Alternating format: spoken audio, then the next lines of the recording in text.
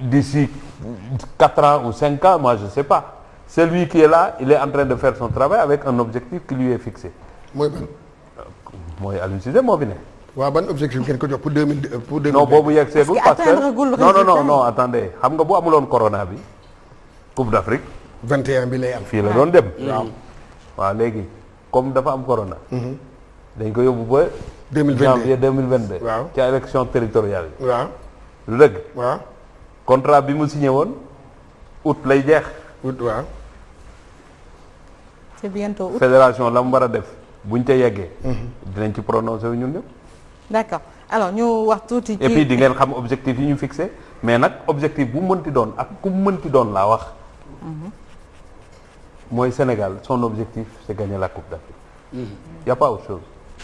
ok pour parler lutte monsieur le ministre arène nationale gis nañu li nga xamante ni moo fa xewoon ba ay sanctions ont suivi aussitôt ñu gis ni ces mêmes sanctions là ont tardé par rapport ak li nga xamante ni xewoon na Demba Diop te mu amoon au moins 8 morts et 97 blessés pourquoi bi sanctions yi les sanctions ont été immédiates alors que jusqu'à présent pour le ñu ngi xaar.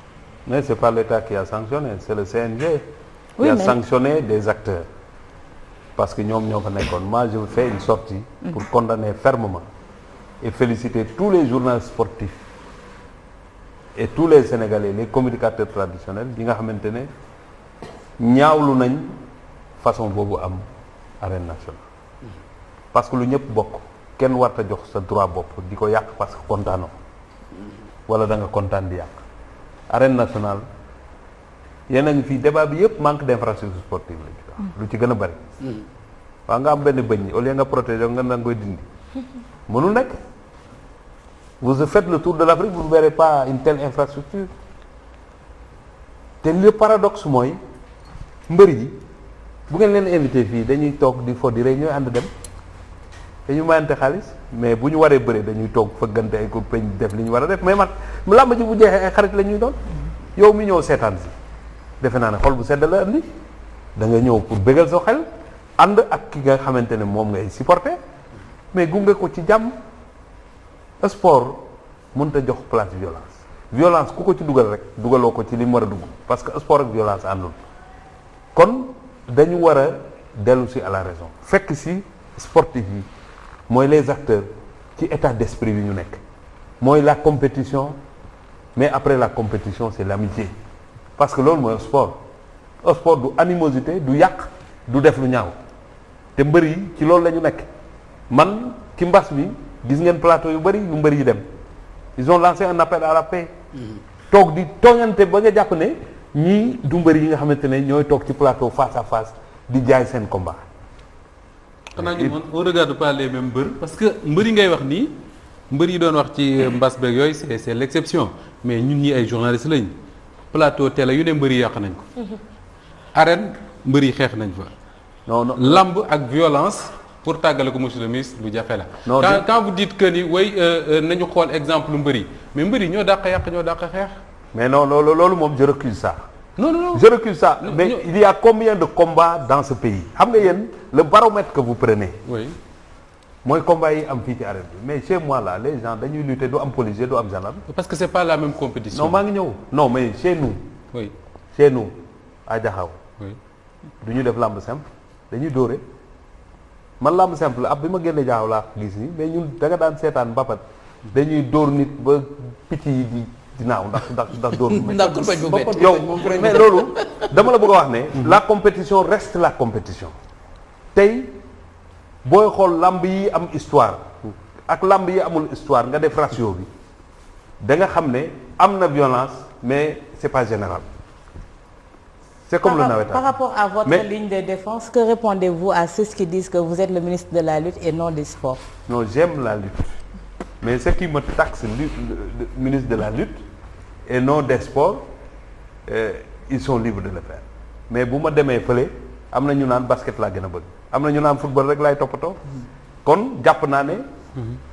équilibré na mais làmb dafa am lu ëpp lu mu ëppalee nit ñi. mooy làmb daf dul sport rek dafa ànd ak culture te suñu cosaan la man làmb dama ko bëgg mais terewuma respecter tous les sports parce que mosuma bëre dama doon football mais lamb li mu nekkee suñu cosaan tubaab bi ñëw na dindi na lu bari ci ñun suñu culture mais dindiwul lamb lamba ngi fi ba tey. justement kon li ñu war a def mooy. condamner lii xew ba pare continuer la sensibilisation. condamner veut dire prendre toutes les mesures nécessaires pour que de tels actes kenn dootu ko def mais ñu continuer di sensibiliser tey bu ñu amee face à face fii suñ doon def ñaari mbër yi rek. dinañ tegante dana ba ma xante mais dara du fi toj. man lenn rek su tojee rek face à face normalement Gomis face à face. face à face jarul 1000 personnes topp la. man dama jàpp loolu face à face ci télé. ñëw fii Walfadjri nga toog fii ma toog ñu jaay suñu combat. jarul 1000 personnes ba ñuy xeex ci mbedd mi. mais man lenn moo ma jaaxal ci lii ci question bi est-ce que c'est pas de trop aussi taxaw ne bu lii boo moytuwul mën nañ. non c'est pas de trop j'ai dit ñu bare bari ñu ngi koy ñaawlu. j'ai dit waaw mais man wax lu ñëpp rafetlu. mënuma ko am parce que yàlla sax.